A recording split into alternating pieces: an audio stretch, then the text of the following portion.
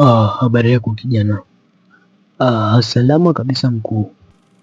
Kijana, naomba ujitambulishe na utueleze kwa nini umechagua kuja kulitumikia jeshi la wananchi Tanzania. Utaweza kweli? Kwa jinsi nikikuangalia kijana mlaini sugar baby kabisa, alafu unakuja kuomba kazi ya jeshi. Hem, tueleze. Kwanza kwa majina naitwa Sam Cheupe au unaweza ukaniita Sam Kichogo. Nina miaka 19 na ni mzaliwa wa Morogoro. Kijana, uko serious kweli? Yaani miaka 19 wewe uko serious? Miaka 19 yaani unataka ulete janja? Hapana, hizi ndevu zisikuchanganye kamanda. Kwanza mimi ni kijana mzalendo na ninaweza kufanya chochote kwa ajili ya nchi yangu, na nina uzoefu kidogo, maana nilishawahi kupitia depo kidogo. Kwa hiyo ondoa shaka mzee wangu.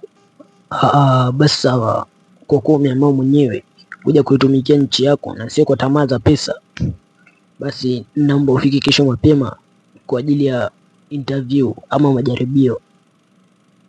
Sawa kamanda, nitahakikisha nawahi asubuhi na mapema. Kijana, uko tayari tuanze interview? Sasa kamanda, hii ni interview gani ya porini? Hii bado sijakuelewa kabisa. Kijana, kumbuka nilikuuliza kabla ya yote, nilikuuliza na ukasema mwenyewe kwa mdomo wako utakuwa tayari kufanya chochote kwa ajili ya nchi yako. Sasa hapa tunakupa mtihani mdogo kabisa. Itabidi ukatize katikati ya ile miba na uvuke vikwazo vingine vyote.